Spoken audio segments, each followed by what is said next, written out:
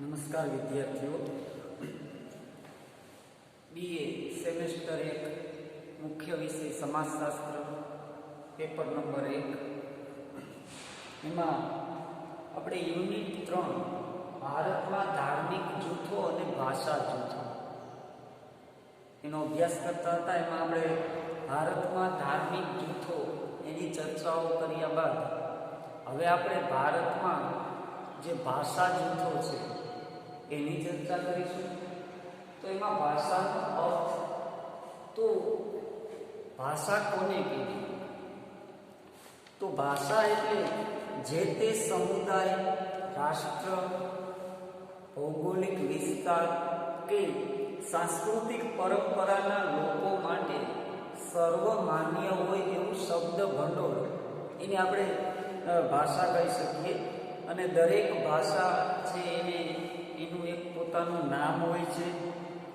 જે લોકો ભાષા બોલતા હોય એ નામથી ઓળખાય છે. માતૃભાષા તરીકે પણ ઓળખાતી હોય કે જે તે પ્રદેશના લોકોની માતૃભાષા છે અલગ અલગ હોય છે. જેમ કે ભાષામાં જોઈએ તો હિન્દી, ગુજરાતી, ઉર્દુ, સંસ્કૃત, મરાઠી, આ બધી ભાષાઓ આપણે કહી શકીએ. એટલે સામાન્ય રીતે કે વ્યક્તિના વિચારો અને જે એના પરંપરાઓ છે એ આપણે વ્યક્ત કરી શકીએ બોલીને, એને ભાષા કહી શકીએ. વિચારો વ્યક્ત કરવાનું એક શબ્દ ભંડોળ છે, એને સામાન્ય રીતે આપણે ભાષા કહી શકીએ. એટલે એમાં આપણે હવે આગળ જોઈએ તો ભારતીય સમાજનું બહુભાષી સ્વરૂપ અને તેમાંથી ઉદ્ભવતી સમસ્યાઓ.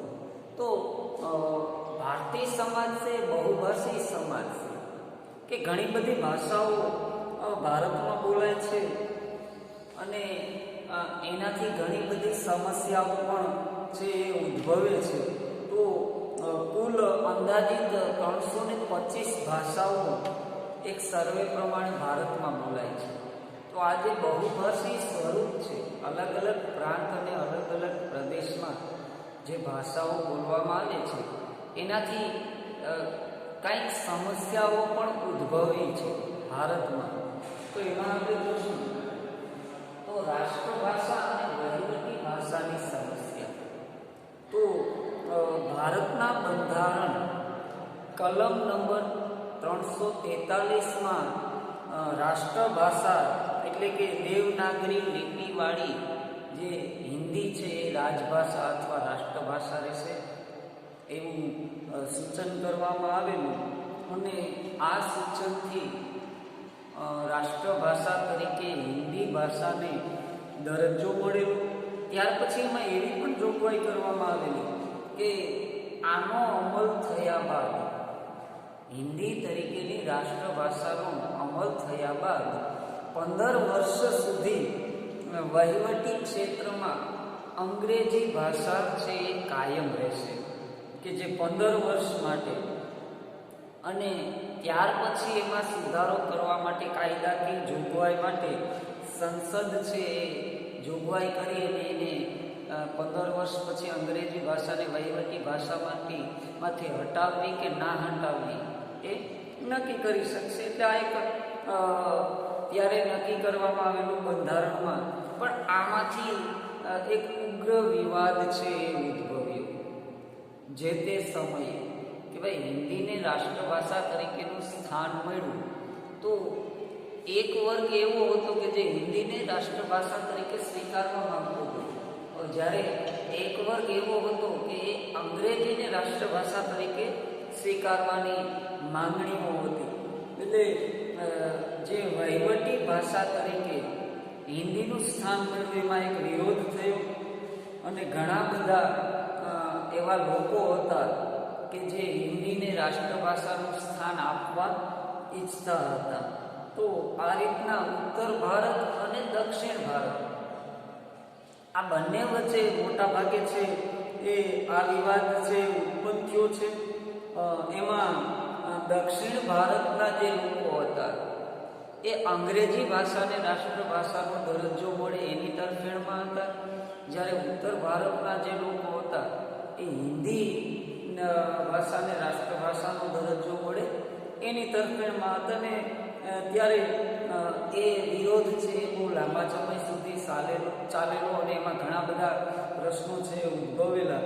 તો આવી રીતના પ્રસંગોપાદ હજી પણ આ એક પ્રશ્ન કાયમી સળગતો છે કે રાષ્ટ્રભાષા છે એ હિન્દી છે. આશરે 70% ઉપર દેશમાં હિન્દી જાણે છે એવા લોકો છે કે હિન્દી છે સમજી શકે, જાણી શકે, પણ છતાં પણ મોટે ભાગે અત્યારે અંગ્રેજી ભાષા તરફનું વલણ છે એ વધતું જાય છે. હિન્દીને રાષ્ટ્રભાષાનો દરજ્જો આપવામાં આવેલો છે, છતાં પણ માણસો છે એ અંગ્રેજી માધ્યમ તરફ વધારે આગળ વધે છે. ત્યાર પછી બંધારણની કલમ 351થી હિન્દી ભાષાને રાષ્ટ્રભાષાનો દરજ્જો મળ્યા બાદ એના વિકાસની જોગવાઈઓ પણ એમાં કરવામાં આવેલી અને એ વિકાસની જોગવાઈઓ પ્રમાણે એક દરેક ક્ષેત્રમાં એનો ઉપયોગ થઈ શકે એવા પ્રયત્નો પણ કરવામાં આવેલા.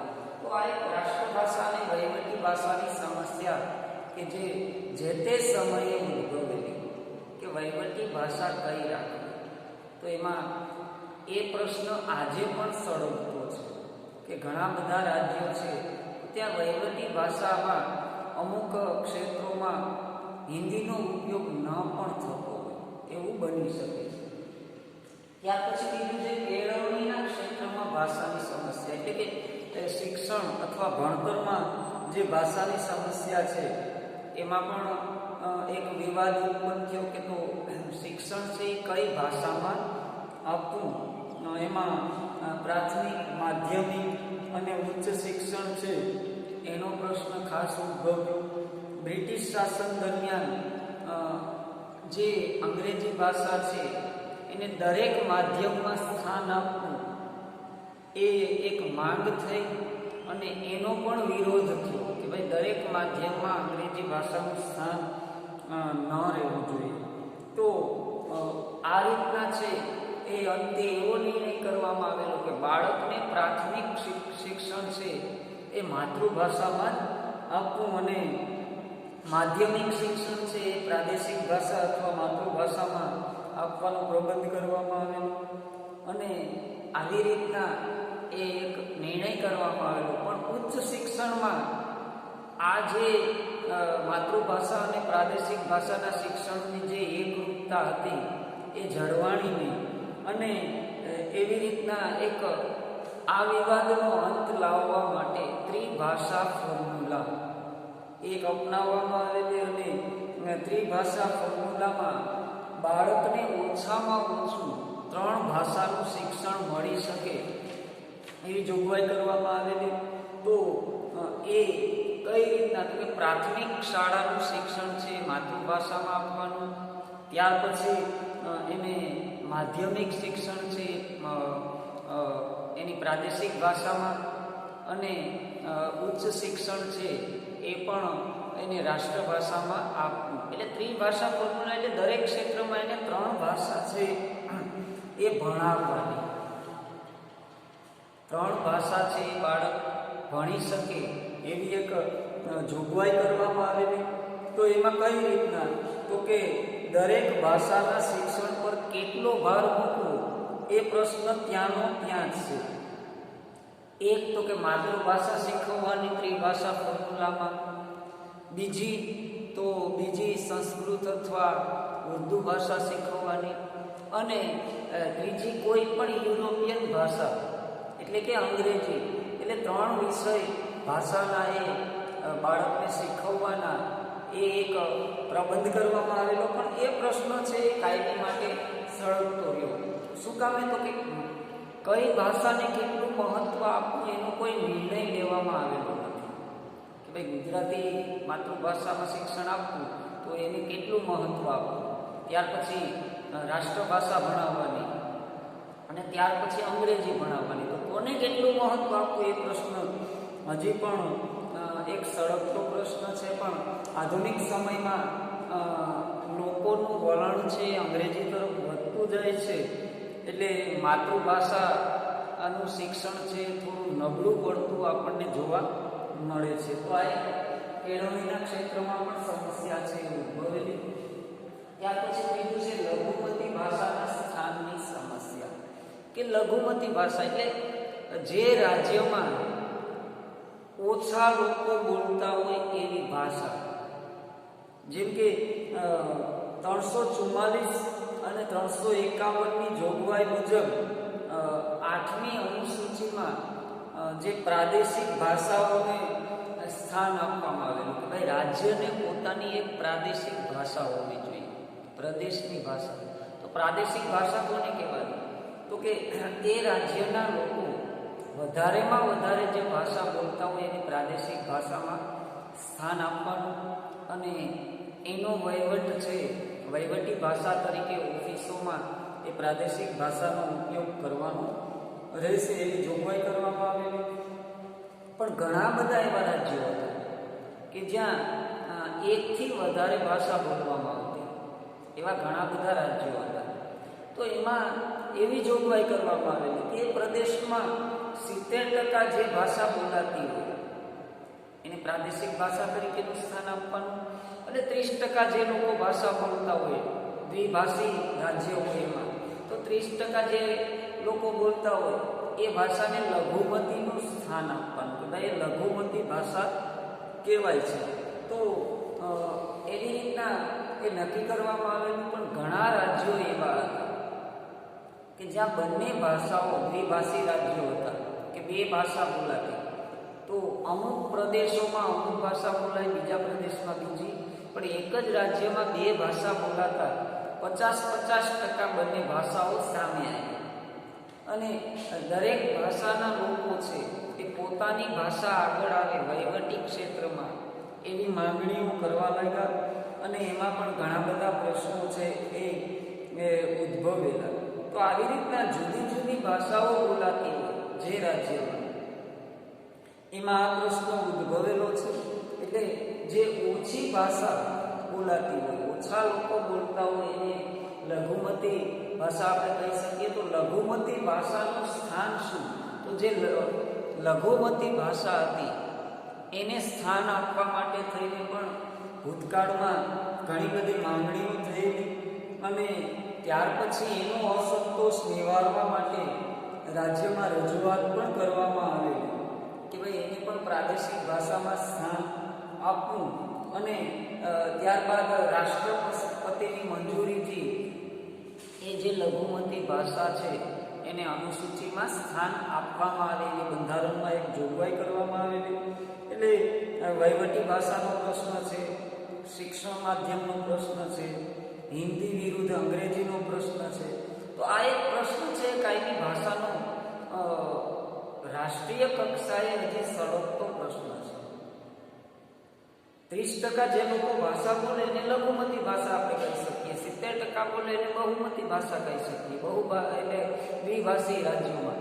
પણ તો એને કઈ ભાષામાં શિક્ષણ આપવું? 30% લોકો જે બોલે એને શિક્ષણ એ ભાષામાં આપવામાં આવે તો 70% જે સમજે એ ન સમજાય.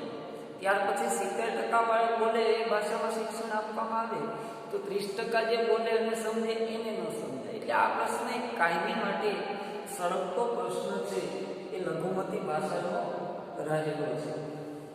ત્યાર પછી ચોથું જોઈએ તો ભાષાઓનું સમાધાન. કે આ રીતના ભાષા સમસ્યાનું અથવા સમાધાન કઈ રીતના? તો કે ભાષા એ અને સંસ્કૃતિ એ પરસ્પર સંકળાયેલા છે. દરેક રાજ્ય હોય તો એની માતૃભાષા કે પ્રાદેશિક ભાષા હોય અને એની જે સંસ્કૃતિ છે એ પોતાની માતૃભાષામાં જ લખાયેલી હોય છે, વર્ણવેલી હોય છે. વ્યક્તિ પોતાના વિચારો જે છે એ અભિવ્યક્તિ દ્વારા પોતાની માતૃભાષામાં જ વ્યક્ત કરી શકે. એ અન્ય ભાષામાં વ્યક્ત કરી શકે પણ જે માતૃભાષામાં અસરકારક થાય એ અન્ય ભાષામાં આપણને ન મળે.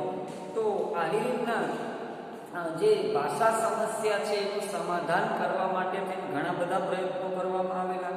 હિન્દી ભાષા છે એને રાષ્ટ્રભાષાનો દરજ્જો આપવામાં આવેલો અને એને રાષ્ટ્રભાષા તરીકે એનો વિકાસ કરવા માટે થઈને વર્ષ 1999-2000 એને હિન્દી વિકાસનું વર્ષ official language Hindi golden jubilee એ વર્ષ તરીકે એને ઉજવવામાં આવ્યું અને ધીમે ધીમે થતા રાષ્ટ્રભાષાનું સમાધાન છે એ થતું જોવા મળેલું.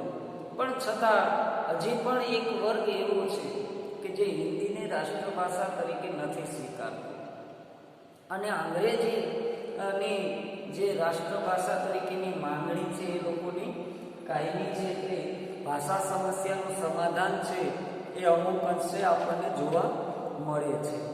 ત્યાર પછી પાંચમું જોઈએ તો એમાં ભાષાઓનો વિકાસ અને સમસ્યાઓ કે એમાં સંચાર માધ્યમો છે જે બરોબર કે ભાષાનો વિકાસ કઈ રીતના થયો તો સંચાર માધ્યમો દ્વારા વિકાસ થયો છે ભાષાનો. જેમ કે ટેલિવિઝન છે, પછી હાલના સમયમાં મોબાઈલ છે, ઇન્ટરનેટ છે, તો એના દ્વારા ધીમે ધીમે ભાષાનો વિકાસ છે થવા લાગ્યો. પણ પહેલાંના સમયમાં એ છાપાઓ દ્વારા, મેગેઝિન દ્વારા, સામયિકો દ્વારા દરેક પ્રદેશમાં પોતાની ભાષા છે એના વિશેના છાપાઓ આવતા હોય છે, તો એના દ્વારા ભાષાનો વિકાસ થતો હોય છે. અને એમાં પ્રશિષ્ટ ભાષાઓ જે છે એ દરેક ભાષાઓમાં આવી રીતના સાહિત્ય પણ બહાર પડતું હોય છે. તો સાહિત્ય દ્વારા પણ છે એક ભાષાનો વિકાસ છે શક્ય બને છે. વિભિન્ન ભાષાઓમાં દૈનિક પત્રોનું પ્રકાશન થતું હોય છે. તો એમાં હિન્દીમાં 19,000થી વધારે દૈનિક પત્રો છે અથવા સામયિકો છે એનું પણ પ્રકાશન થાય છે. ત્યાર પછી અંગ્રેજીમાં 6,000થી વધારે જે છે એ દૈનિક પત્રો અને સામયિકો છે. ગુજરાતીમાં 1,700થી વધારે સામયિકો અને દૈનિક પત્રો પ્રકાશિત થાય છે. તો આવી રીતના દરેક પ્રાદેશિક ભાષાઓ છે એનો વિકાસ આ રીતના થવા લાગ્યો. ત્યાર પછી ધીમે ધીમે આકાશવાણી, રેડિયો દ્વારા પણ ભાષાનો વિકાસ થયેલો. જે તે સમયે દૂરદર્શન પરથી હિન્દી, અંગ્રેજી, પ્રાદેશિક ભાષા, ઉર્દુ અને સંસ્કૃત એમાં પણ હાલની તારીખે સમાચાર છે પ્રસારિત કરવામાં આવે છે. તો એ પણ એક ભાષા વિકાસનું મહત્વનું માધ્યમ બની રહે છે. ત્યાર પછી ટેલિફિલ્મો છે, દસ્તાવેજી ચિત્રો છે, પ્રાદેશિક ભાષાની ફિલ્મો છે, તો એના દ્વારા પણ ભાષાનો વિકાસ છે થાય છે. એટલે ક્ષેત્ર પ્રમાણે ભાષા છે એ બદલાતી રહેતી હોય છે. તો આવી રીતે આપણે જે બહુભાષી સ્વરૂપ છે એ અને એની સમસ્યાઓ છે એ અહીંયા પૂર્ણ થાય છે. અહીંયા આપણો જે ત્રીજો યુનિટ છે જે ધાર્મિક જૂથો અને ભાષા જૂથો એ અહીં પૂર્ણ થાય છે.